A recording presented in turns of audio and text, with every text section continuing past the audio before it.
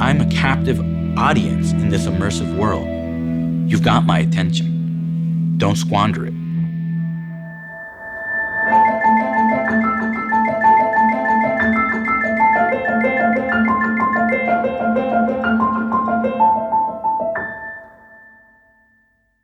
Welcome. Suit-up sequence initiated. Biometric signature required.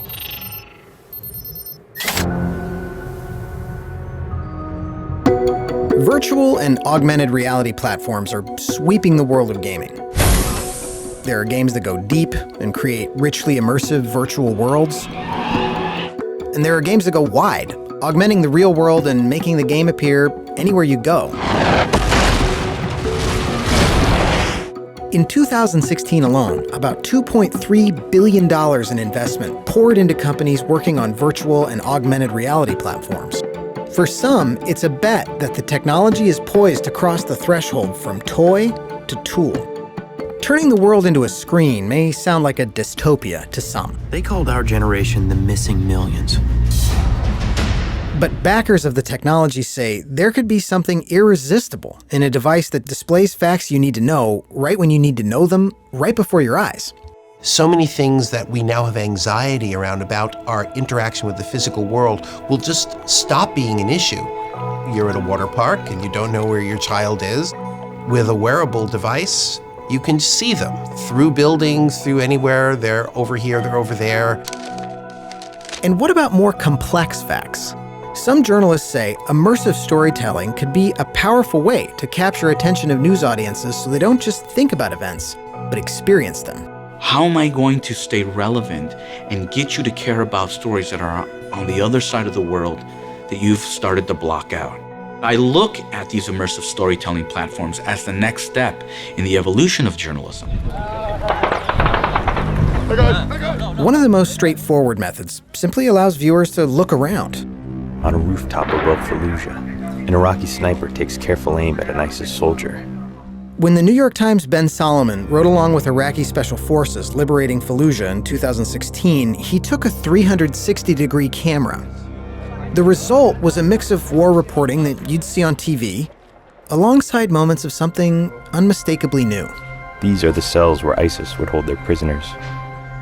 As the door shuts, the freedom to direct your own gaze emphasizes the confinement of the space in a way that a fixed perspective just can't. The fact here is something you feel. So as a journalist, you're always trying to give people what Martha Gellhorn called the view from the ground. But with virtual reality now, I'm asking my audience to do something much more intense. I'm asking them to be on scene, to take me out of the picture and become the witness themselves. Nani de la Peña and her collaborators are going further than 360 video, creating densely researched projects that let viewers explore a street bombed in Syria, or fly above a melting glacier in Greenland. We use Google Maps, we use photographs, we use video. We're very thorough and very careful to use the real source material to inform what we build. All that material helps recreate experiences like this one with Frontline, which takes viewers inside a solitary confinement cell, alongside a man who spent years living in one. So, I would take blood and I'll write messages all over my cell, help me. The screen disappears. You're no longer separated from the material that you're looking at. You're inside the story. And that gives you this incredible feeling of presence, a feeling like your whole body is on scene, and then you're witnessing an event as it really unfolds around you. I cut myself thousands of times, just over and over and over and over. This immersive project, created by conflict photographer Karim Ben Khalifa, is even more interactive. It draws on interviews with fighters on opposite sides of conflicts in Israel and Palestine, El Salvador, and the Democratic Republic of Congo. Those who attacked us killed my mother and my father right before my eyes. The project, called The Enemy, transforms the source material into digital avatars of each man. They can appear in an entirely virtual space, or inside your living room with the aid of a phone. It doesn't feel seamlessly real, but it's still gripping to share their space and listen to them as their eyes follow you around the room. When you listen to those fighters, you realize what they've been through, how much hope they still have, how much humanity they still carry. When people go in, they know those fighters exist. They even have a memory of having met those fighters once they come out from there. And I can see some people are very emotional when they leave this experience. But some critics worry that more emotion may be the last thing we need in news. Today, faith in the press has eroded at the same time new platforms enable new ways to push our buttons. With fake news stories, videos that can make anyone say anything, and outlets that whip up feelings to reinforce particular points of view. If a fake Facebook post can trick you now, imagine what an immersive storytelling piece could do to you, right? The moment at which our bodies and our minds really believe we are someplace else, that is an experience that really threatens deliberation and judgment. One bad scenario is that everything becomes even more about confirmation bias, and people will just completely disconnect from anybody who doesn't already agree with them. If we are using media to create multiple and competing social realities, then we are imperiling the future of what counts as a fact. Whether you're talking about screens that replace reality entirely or ones that simply augment what you're seeing everywhere, what feels new here is the degree to which this form of communication could short-circuit judgment by getting right in your face. Yet there are precedents for this. There are certain things that have a particular ability to capture our attention. And, today that's the screen, but a first iteration was the poster.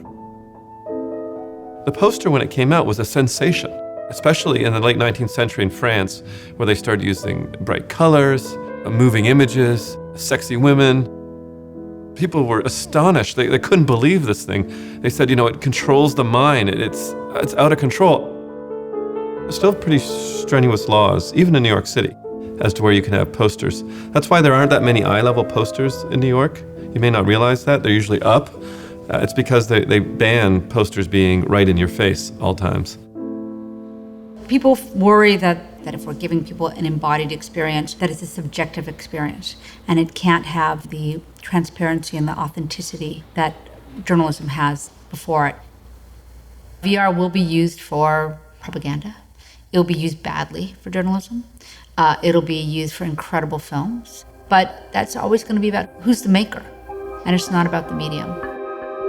And that could mean that the best defense we have against manipulated facts on immersive platforms may well be the same non-technological defenses we've been using all along. When misinformation comes, journalists need to be there to be like, okay, you know me, you can trust me, you know my track record, you know my credibility, you know my history, you know my values and what I stand for. That is fake, that is real. Every information technology comes with this twin possibility of greater education information, greater capacity to manipulate and deceive. The technology it takes to seize people's attention and make them pay attention to facts has always been a double-edged sword.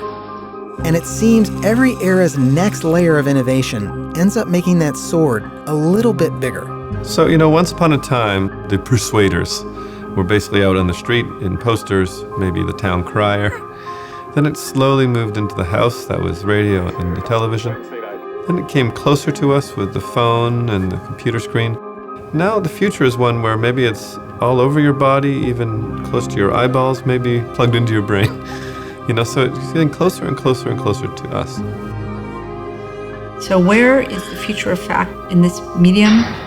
We're just barely getting a glimpse of what it's going to look like.